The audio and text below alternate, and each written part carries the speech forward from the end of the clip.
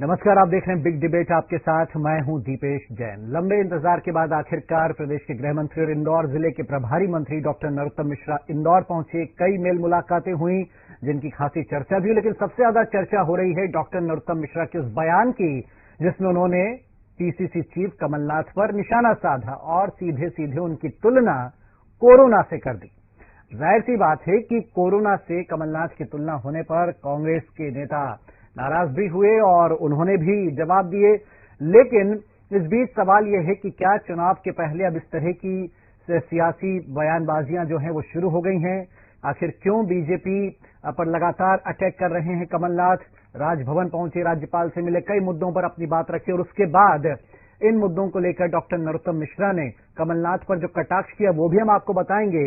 और साथ ही साथ ये मुद्दा भी उठा आज चूंकि निर्वाचन आयोग के नए दफ्तर का वहां पर लोकार्पण भी किया डॉक्टर नरोत्तम मिश्रा ने। उस मौके पर उन्होंने कहा कि ईवीएम जहां चुनाव जीते कांग्रेस वहां अच्छी हो जाती है, जहां हारे वहां खराब हो जाती है। इस मुद्दे को लेकर भी उन्होंने बयान दिया, इस पर भी हम बात करेंगे। पहले आप देखिए ये रिपोर्ट।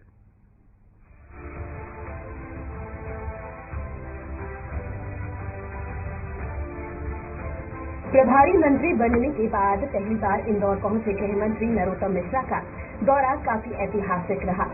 कई बार टलने के बावजूद आखिरकार नरोत्तम मिश्रा का दौरा गुरुवार को हुआ।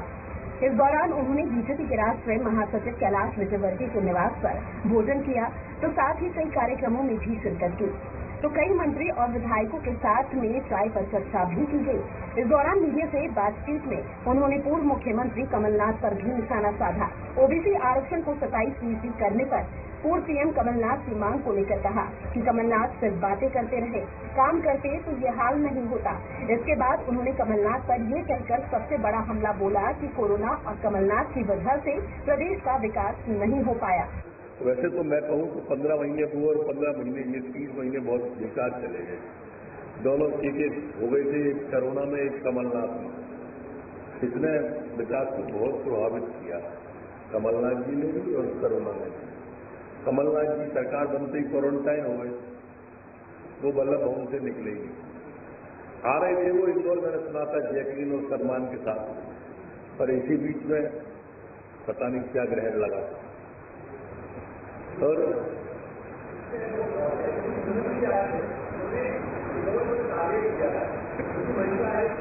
दरअसल प्रदेश में उपचुनाव, निकाय चुनाव और 2023 के चुनाव को लेकर अब माहौल बनने लगा है। ऐसे में कमलनाथ भी खासे सक्रिय हो चुके हैं, इसलिए वो लगातार बीजेपी सरकार को घेरने की कोशिश में है। ऐसे में गृह मंत्री ने कमलनाथ की तुलना कोरोना के साथ कर बड़ा हमला बोला है। अब देखना ये होगा कि कांग्रेस इस तुलना पर क्या जवाब देती है। चलिए, तो इसी मुद्दे पर हम चर्चा शुरू करेंगे और पहले परिचय अपने मेहमानों का हम करवाते हैं। और हमारे साथ जुड़ गए हैं बीजेपी की ओर से प्रदेश कार्य समिति सदस्य प्रवीण नापे जी, आपका बहुत स्वागत है प्रवीण जी। और हमारे साथ में कांग्रेस की ओर से प्रवक्ता फिरोज सिद्दीकी जी, आपका स्वागत है फिरोज जी। और हमारे साथ में इंदौर से वरिष्ठ पत्रकार राजेश जौहरी जी जुड़ गए, आपका स्वागत है राजेश जी। तो सबसे पहला कमेंट प्रवीण जी आपसे, मतलब क्या है ये कोरोना की तुलना कमलनाथ जी से करना, कैसे देखें इसे? मैं प्रवक्ता हूँ अभी दीपक जी। अच्छा, नहीं प्रवक्ता तो है, प्रदेश कार्य समिति के सदस्य भी। देखिए, चर्चा जो आई है विकास को लेकर बात आई ना कि आपने क्या किया, हमने क्या किया। हमने बताया कि जिस दौरान हमको सरकार में और हम आए हैं उस समय कोरोना ही था, तो उस कोरोना पहला फेज और कोरोना दूसरा फेज, उन दोनों में हमने कहा कि ये सरकार में आए थे तो वो क्वारंटाइन हो गए और हम सरकार में आए तो सड़क पे आके जनसेवा की। और पिछले बार भी हमने, हमारे चाहे जितने भी कार्यकर्ता हैं, नेता हैं, आटा बांटने से लेके जूते चप्पल तक जो निकले थे प्रवासी भारतीय, उनको पहनाने से लेके ढाबे के अंदर खाना खिलाने से नहलाने, सारी व्यवस्था हम लोगों की थी। सेकंड क्वारंटाइन में भी हम लोग पूरे लगे रहे और तमाम आपने देखा, चाहे वो ऑक्सीजन की हो, 2-2 बजे रात तक ऑक्सीजन सिलेंडर से लेके, चाहे जल में हो, नभ में हो, आकाश में हो, हमने सब जगह किया और हमने किया और दिखाया। मतलब माननीय मुख्यमंत्री जी ने इस स्तर तक की जो ऑक्सीजन का सिलेंडर लेके आ रहा है, ड्राइवर तक से बात करते रहे कि वो कहीं ना कहीं सो ना जाए, देखो भाई तुम्हारे कारण हमारी कितनी जानें बची हैं। और कार्यकर्ता लेके आए और एक तरह से गाड़ी जो चलती ना कि ड्राइवर के लिए हमने गाड़ियां फॉलो गाड़ी भेजी कि उसको कहीं रोकने में, कहीं किसी के लिए फॉलो, तो यह व्यवस्था जनता के बीच हमने की है। तो ये तमाम बातें तो हैं, और बातें जब हैं तो आएंगी तो कहना तो पड़ेगी। नहीं, लेकिन 15 महीने कमलनाथ जी की वजह से विकास नहीं हुई, तो कोरोना की बात तो अलग है, लेकिन नहीं, उनकी सरकार थी ना। उनकी सरकार थी ना, तो उनकी कोई नहीं। तो आप मुझे बताइए, लाडली लक्ष्मी योजना उनने बंद कर दी, तमाम जितनी भी योजना थी। अच्छा, हम ये कहते भी थे, ये फिरोज जी अगर जुड़े हैं तो उनको, इन्हीं ने, फिरोज जी ने स्वीकार किया था आपकी के चैनल पे, हम उसको तस्दीक कर रहे थे। 1 साल तो हमने तस्दीक की, 1.5 साल तस्दीक की, कैसे तस्दीक की? अच्छा, फिर जो गरीब कन्या विवाह योजना है, तो उन्होंने कहा था कई लोगों का आपने डबल विवाह किया था, डबल किया तो उसके लिए सजा है। अब लोगों क्यों, तमाम जितने भी, अच्छा उन्होंने लैपटॉप योजना थी वो बंद कर दी। जो IIT और MBBS बच्चे हैं, इंजीनियर बच्चे जिनकी मेरिट में सरकार उनकी फीस देती थी, वो उन्होंने बंद कर दी थी। तमाम सब चीजें योजनाएं, और वो चाहते थे कि किसी और नाम से आए, किसी और नाम से हो। अरे इवन नगरीय निकाय और पंचायत के चुनाव तक तो उन्होंने करवाए नहीं है साहब, और उनने अपने ही लोगों को नहीं भर पाए, अपने ही लोगों को, चेयरमैन तमाम अध्यक्ष कहीं पे नहीं भर पाए। चलिए फिरोज जी, तो ये जो तुलना की है डॉक्टर नरोत्तम मिश्रा ने आज, उन्होंने कहा कि भाई 15 महीने तब काम नहीं हुआ जब कमलनाथ जी थे, 15 महीने कोरोना की वजह से काम नहीं हुआ, 30 महीने काम ठप रहा, और वो बोले 2 के जिम्मेदार हैं प्रदेश का विकास रुकने के लिए। आपका कमेंट फिरोज जी। ऐसा है कि कोरोना जो है, कोरोना की तो विफलता मोदी सरकार ने स्वयं ही मान ली और अपने स्वास्थ्य मंत्री को हटा दिया, उनके राज्य मंत्री को भी हटा दिया। अब कमलनाथ जी ने काम नहीं किया, ठीक है भाई, कमलनाथ जी ने काम नहीं किया। 100 रुपए में बिजली कौन देता था? 27 लाख किसानों के कर्जे किसने माफ किए? जो रेत उत्खनन आपसे नहीं रुक रहा है, और आपकी पुलिस जो है 307 के मुकदमे उन माफियाओं पे नहीं लगा पा रही, ठीक है, उनको लगाम लगा दी कमलनाथ जी ने। तो कमलनाथ जी ने तो बहुत सारे काम किए, लेकिन नरोत्तम मिश्रा जी ये बताएं कि बतौर गृह मंत्री ये प्रदेश में इतनी लूट क्यों हो रही है, ये बड़े बड़े हत्याकांड क्यों हो रहे हैं?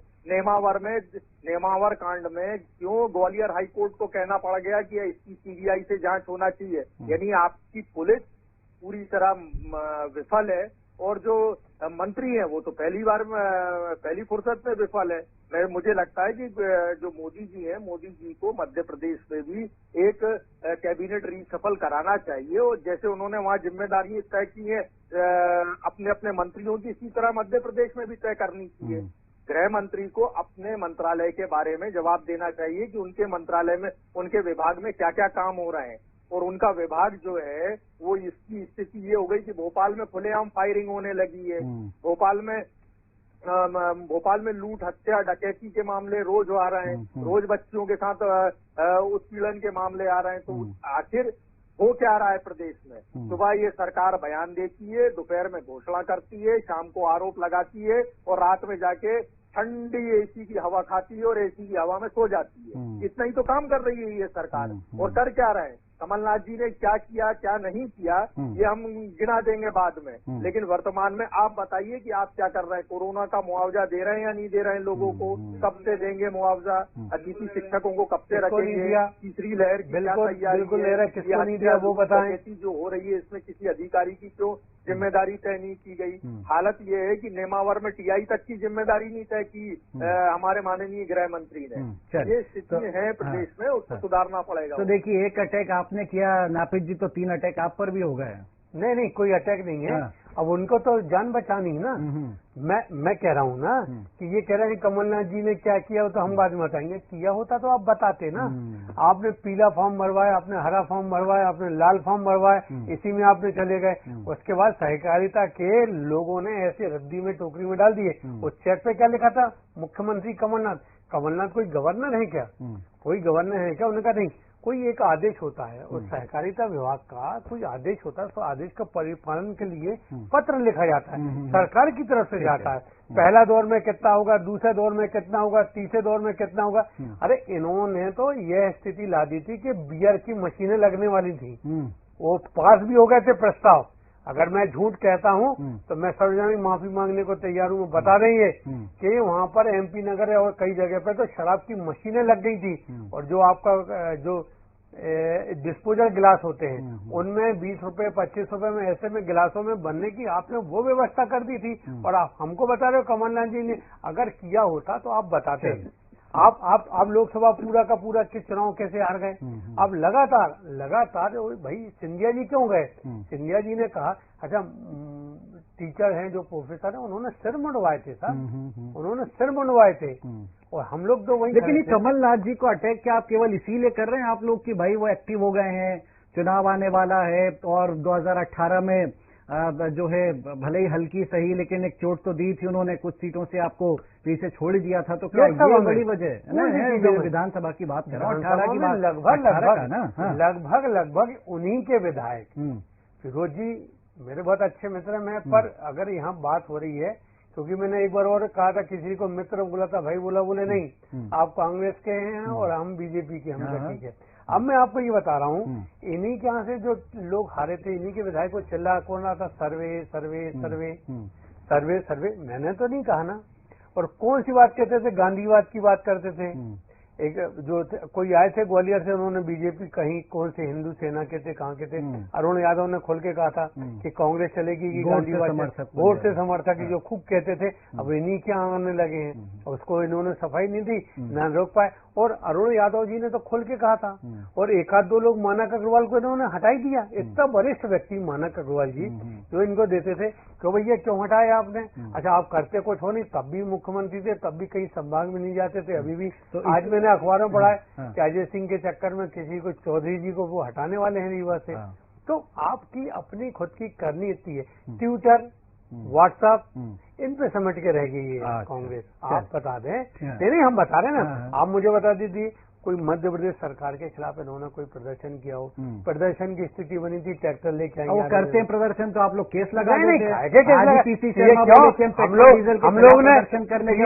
हम लोग ने सीएए के बारे में बोलते थे, हम लोग को लगाते थे कि नहीं ये सीएए के विरोध में खड़े होते थे, 144 नहीं हटती थी, हम खड़े होते थे, हमारे खिलाफ 144 लगा दी जाती थी, जिला बर्दाश्त की कार्रवाई की जाती थी। सब हम लोकतंत्र को हम लोग संभाले हुए हैं। थोड़ा सा मुद्दे से दाएं हुए तो मैं राजेश जी के पास चलता है इंदौर। राजेश जी, एक तो क्या माहौल रहा 2 दिन, आपने क्या देखा? नरोत्तम मिश्रा जी बहुत जगह गए, बहुत कार्यक्रम हुए, और ये जो कमलनाथ जी पर जिस तरह का अटैक हुआ या जो उन्होंने शब्द बाण छोड़े हैं, कैसे देखते हैं आप? कायदे में नरोत्तम मिश्रा जी इतने वरिष्ठ नेता हैं, मंत्री हैं और इम्पोर्टेंट मंत्री हैं और सरकार की एक जो ड्राइविंग सीट पर बैठे हुए इंसान हैं, वो इस तरह की बयानबाजी से बचना चाहिए। किसी भी एक लोकतांत्रिक व्यवस्था का जो नेता है उसको कोरोना से तुलना करना ठीक नहीं है। ये है ना, पहली बात तो ये है। लेकिन दूसरी बात ये है कि अगर इससे अलग हटके देखा जाए तो मिश्रा जी भले ही देर से आए, काफी समय से उनका इंतजार हो रहा था, उन्होंने इतना व्यवस्थित, इतना बैलेंस तरीके से सब लोगों से मिले, चाहे तिलावट जी के घर जाना हो, चाहे कैलाश विजयवर्गीय के घर जाना हो, चाहे रमेश मेहता को तिलावट जी के घर ले जाना हो, चाहे सिंधिया जी के नाम पर जो पुल बनना है, वो जो फ्लाईओवर बनना है उसके मामले में बात हो, इन सब बातों पर व्यवस्थित ध्यान दिया। लेकिन इस बीच में एक बड़ी घटना हो गई जो किसी ने नहीं देखी, जो गृह मंत्री को पता रहना चाहिए। गृह मंत्री शायद जिस दिन आए थे उस दिन 10 बांग्लादेशी लड़कियां बाणगंगा के शेल्टर होम से गायब हो और उन लड़कियों को डिपोर्ट किया जाना था, उनको वापस बांग्लादेश पहुंचाना था और वो 4 पुलिस वाले लगे थे और पता नहीं उन्होंने साड़ी की और चुन्नी की वो बांधी और वहां से निकल गई। ये एक बड़ी घटना है, लेकिन चूंकि अब वो इतनी बड़ी बड़ी खबरों में वो दब गई। फिर उसके बाद एक जो अच्छी चीज ये हुई है कि इन्होंने जो एक ईवीएम का और वीवीपैट के लिए जो एक वेयर हाउस का उद्घाटन किया है और उसमें इस वेयर हाउस के बारे में जो उसकी जानकारी आई है उसके बारे में वो इतना फुल प्रूफ है कि जो इल्जाम लगते हैं ना कि जो कांग्रेस को और बीजेपी के नेताओं को बाहर बैठना पड़ता है पहरेदारी के लिए, वो बहुत सुविधा वाला काम हो गया है। क्योंकि भविष्य में लोकतंत्र में जब भी, या जैसा इन्होंने अभी नापित जी कह रहे थे और सही में होता भी है ऐसा कि जहाँ पे गड़बड़ हो जाती है चुनाव में वहां पे ईवीएम मशीन खराब हो जाती है, तो अब कम से कम कुछ से निष्पक्षता हो जाएगी। और ये मतलब इस तरह से देखा जाए तो ये काफी अच्छा है जो कुछ उनकी दौर है। पर हाँ, उनको इस बयानबाजी से बचना चाहिए था इस तरह। चलिए, तो फिरोज जी आज ईवीएम को लेकर भी बात उठी, जैसा बताया राजेश जी ने, और नरोत्तम जी ने यह भी तंज कसा कांग्रेस पर कि भाई जहां चुनाव हार जाते हैं वहां आपका ईवीएम खराब हो जाते हैं। हालांकि आज मुद्दा वैसा नहीं है, लेकिन क्या लगता है आपको फिरोज जी, लगातार कमलनाथ जी पर जो अटैक हो रहे हैं, जुबानी हो या अलग अलग तरीके से हो, कोई खास वजह आप देख रहे हैं? देखिए क्या है कि नरोत्तम मिश्रा जी कुछ कुंठा से भी ग्रसित है। अच्छा। मेहनत उन्होंने की, विधायक उन्होंने तोड़े, मानेसर लेके वो गए, ठीक है, और मुख्यमंत्री कौन बन गया?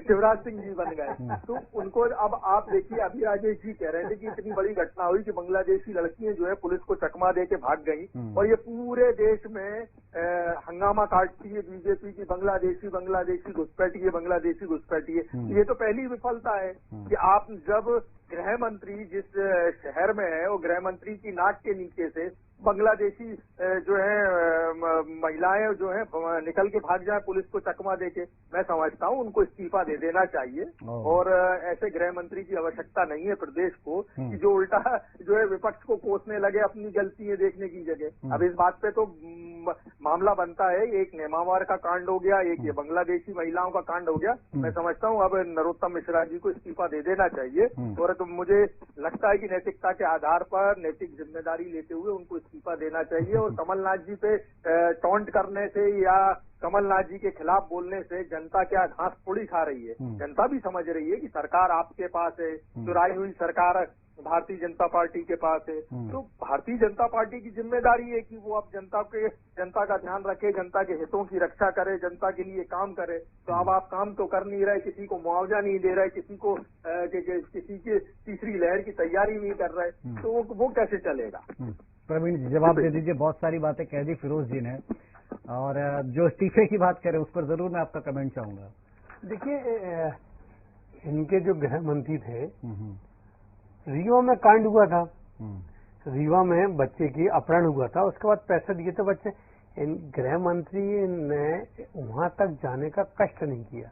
भोपाल में गरीबी क्षेत्र में एक झुग्गी बस्ती है, वहां पर एक कन्या का रेप हुआ। शिवराज सिंह चौहान नेता प्रतिपक्ष भी नहीं थे, नेता प्रतिपक्ष गोपाल भार्गव थे। उस परिवार में सिर पे हाथ रखने का सबसे पहले कोई काम किया था वो माननीय शिवराज सिंह चौहान जी थे। और जैसे ही उस परिवार के दुख के ऊपर उन्होंने सिर पे हाथ रखा, रो दिया। ना तो इनके कोई मंत्री गए, ना विधायक गए, वो पीसी शर्मा जी हैं, खूब जनसंपर्क मंत्री थे, फोटो खिंचवाना उनका सुबह से लेकर शाम तक काम था। अच्छा, वो बोलते हुए भी बयान भी ऐसे दे देते थे जहां पर कमलनाथ जी को नहीं जाना उसकी डेटें वो बता देते थे, तो ऐसे थे। तो ये पहले देखें। और रही बात फिरोज जी, प्रदेश का गृह मंत्री है और सरकार का वो प्रवक्ता है, तो सरकार का प्रवक्ता क्या बोलना चाहिए? भाजपा के खिलाफ बोलेगा कि अपने मुख्यमंत्री के खिलाफ कि कांग्रेस के खिलाफ? तो आपको ये समझना चाहिए। ये बात है प्रेस कॉन्फ्रेंस में, तो प्रेस कॉन्फ्रेंस में जब भी कोई बात होती है आप किसके खिलाफ बोलते हो? हम लोगों के खिलाफ बोलते हो ना फिरोज भाई, अपनी कांग्रेस के खिलाफ तो नहीं बोलते हो। कैसे भी हो, आपकी लूली लंगड़ी कैसी भी कांग्रेस हो, आपको कितना अच्छा लगता है, बच्चा कितना भी काला हो, कैसा भी हो, पर वो बड़ा प्यारा खुद का बच्चा बहुत अच्छा लगता है। तो फिरोज जी जो आप कह रहे चुराई हुई सरकार नहीं थी, दड़गम आए थे पूरे के पूरे, और उन्होंने खूब दिग्विजय सिंह से लेके सारे लोग चले गए थे बेंगलोर, कोई नहीं मिल पाए थे। और आपने भी एक कोशिश की थी, एक कोशिश की थी, और कोशिश फलीभूत हो नहीं पाई। डर था ना, कलेजा नहीं था। आपने भी ऐसे नहीं कि इन्हें कोशिश नहीं की, उन्होंने दोबारा रिटर्न करने की कोशिश की थी, लोगों से संपर्क भी था। माननीय शिवराज सिंह चौहान ने कहा भी था कि आप ऐसा क्यों कर रहे हो, तो उसके बाद से इनका बयान नहीं गया। और पहले भी दिग्विजय सिंह सरकार को और भाजपा को दोनों को कंफ्यूजन कहते थे, वो रोज चिल्लाते थे हमारे विधायक खरीद रहे हैं, आज 35 करोड़ का, आज 100 करोड़ का, और ये बार बार 35 करोड़ के ये आरोप लगाते रहे। अच्छा, उस आरोप में आज तक बता नहीं पाया कि 35 करोड़ किसने दिए, कहाँ दिए, वो भी नहीं हो पाया। सिंधिया जी पे तंज कसते थे, देखो वो तो बीजेपी वाले मूर्ख बना रहे हैं, बैक बेंचर हैं। हाँ, बैक बेंचर हैं। अब वो कैबिनेट मंत्री हैं, कैबिनेट मंत्री भी इतना बड़ा, अभी भी दिक्कत बोले हल्का विभाग दिया, उड़ने वाला दिया। नहीं, अब वो तो जमीन से हमने तो हवाई खटोले, भगवान भी उड़न खटोले में बैठे थे, भगवान भी श्री राम भी उड़न खटोले से ही आए थे। तो ये तो जो देवता लोग हैं उड़न खटोले पे ही चलते हैं, और जो बाकी लोग हैं वो नीचे से देखते हैं, वो जा रहे सिंधिया, वो जा रहे सिंधिया। वो बोलते कि ज्योति भाई साहब बना दिया बीजेपी में ले जा करके। नहीं, ये तो कहाँ श्रीमंत हुआ करते थे हमारी पार्टी में, कहाँ भाई साहब बना दिया। ये उनकी तुलनात्मक है, वो अपनी तुलनात्मक वहाँ रखे। और रही बात जी बात पूरी की, रही बात कोरोना के काल में, तो कोरोना काल में दुनिया ने देखा है तो हमने बता भी दिए काम कैसे किए जाते हैं। हमने तो एयर लिफ्टिंग के साथ ऑक्सीजन, ट्रेन में ऑक्सीजन, तमाम सब चीजें हमने बता दिया ना। वहाँ से सारे इंजेक्शन जैसा होता है, वरना स्थिति तो आप देखते हैं भयावह थी सर। अच्छा, इनके यहाँ 30 सेकंड, इनके यहाँ छत्तीसगढ़ में तो पूरी जानकारी नहीं थी कहाँ क्या था। महाराष्ट्र में सरकार इनकी थी, सारा कोरोना। राजस्थान में तो आपने देखा है ना कि फोटो छपे हैं। राजीव जी ये भी गलत नहीं करूँ, लेकिन इस सबकी बलि डॉक्टर हर्षवर्धन नहीं चढ़ गए हैं। सुन तो लीजिए इन सबके, और इन्होंने जो वैक्सीन है, तो राजस्थान में तो आपने देखा ही होगा ना वैक्सीन कैसे पड़ी दिखाई। पंजाब में रेमडेसिविर इंजेक्शन कैसे नहर में घूम रहे थे। तो ये सब चीजें देखने के बावजूद भी लगता क्या है, और टूल किट क्या है, टूल किट यही तो था इनका। थोड़ा सा लंबा हो गया। तो राजेश जी एक लास्ट कमेंट आपका चाहूंगा मैं, कैसे देखते हैं जैसे कमलनाथ जी एक्टिव हुए ओबीसी के मुद्दे को लेकर, आरक्षण का मुद्दा फिर उन्होंने छेड़ दिया है, राजभवन पहुंच गए, एससी एसटी पर हमले, नेमावर का भी जिक्र हुआ वहां पर, यानी सक्रियता बढ़ा रहे हैं। चुनाव आने हैं, उपचुनाव भी होने, निकाय चुनाव भी होने, और 23 भी बहुत ज्यादा कोई दूर नहीं रह गया। बातें बतौले और सरकार बनने बिगड़ने में ये पूरे 3 साल निकल गए हैं, और हम कहें कि अब ये क्या बचा है। तो कैसे देखते हैं ये इस तरह के जुबानी हमले तो होंगे ही होंगे, लेकिन क्या वाकई कमलनाथ जी कोई खतरा बन रहे बीजेपी के लिए, या जो थोड़ा बहुत उठने की कोशिश करे कमलनाथ जी, बीजेपी बिल्कुल नहीं चाहती कि इतना भी उठे? कैसे देखते राजेश जी?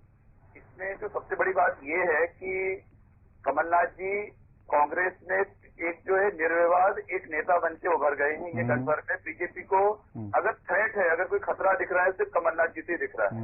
जो भी कारण है, उसके बहुत सारे कारण है। उनका अपना जो पुराना जीवन है, और उसके बाद अगर दिग्विजय सिंह जी के ऊपर आजकल कोई कमेंट के कोई नहीं कर रहा है, शायद उनको सीरियसली नहीं ले रहे हैं ये लोग। और अब कमलनाथ जी अगर समझ लीजिए निकाय चुनाव होते हैं, अभी पंचायत चुनाव भी ड्यू है, बहुत जल्दी भी पंचायत चुनाव, जैसे कोरोना का तीसरी लहर का खतरा खत्म होगा तो पंचायत चुनाव होंगे, और निकाय से ज्यादा पंचायत चुनाव इंपॉर्टेंट होते हैं किसी भी प्रदेश की राजनीति के लिए।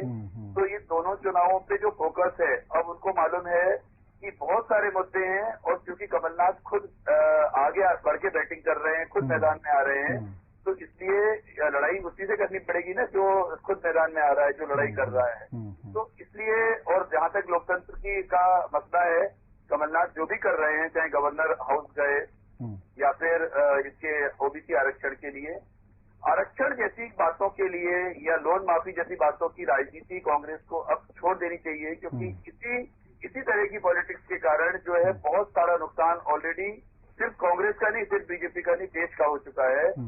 हम लोग अपने छात्र जीवन में मंडल आयोग का देख चुके हैं, मंडल कमीशन वाला केस।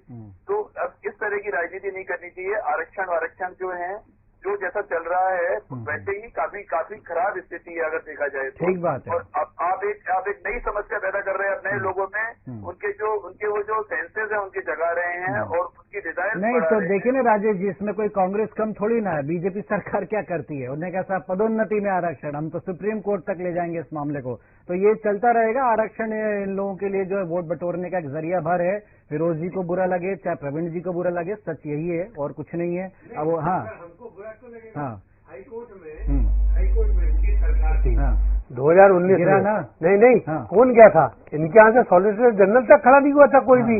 जवाब देने के लिए कोई नहीं गया था। किस विषय को लेके बात कर रहे हैं? मैं इसलिए, देखिए राजेश जी ने कहा कि इन विषयों को ना ज्यादा हम बोले। अगर आपने मेरे मुंह में अगर आप शब्द डालना चाहेंगे तो फिर तो मैं खुल के बोलूंगा। आप सरकार थी, हाईकोर्ट ने आपसे सरकार से जवाब मांगा था, सरकार का एक भी आदमी नहीं खड़ा हुआ था, सॉलिसिटर जनरल नहीं गया था, आप 8 दिन तक वहाँ खड़ा रहा था। जाते आपका सरकार का कोई एक आप रास्ता तो तय करते, रोड मैप क्या था आपका, ब्लूप्रिंट क्या था, कुछ भी नहीं मालूम। अरे मालूम ही नहीं सर, मालूम ही नहीं करना क्या है, मालूम ही नहीं करना क्या है। ये माची सुनते कहते। खैर समय समाप्त हो गया। बहुत शुक्रिया आपका प्रवीण जी, शुक्रिया आपका फिरोज जी, शुक्रिया राजेश जी आपका हमारे। तो बिग डिबेट में फिलहाल इतना ही। आप देखते रहिए डीएनए न्यूज। नमस्कार।